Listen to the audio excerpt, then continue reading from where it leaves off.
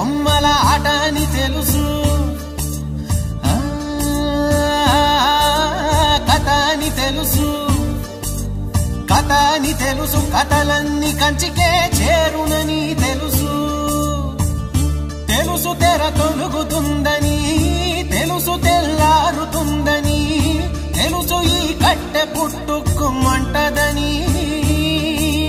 తెలుసు ఈ మట్టి మట్టిలో కలిసిపోతదని,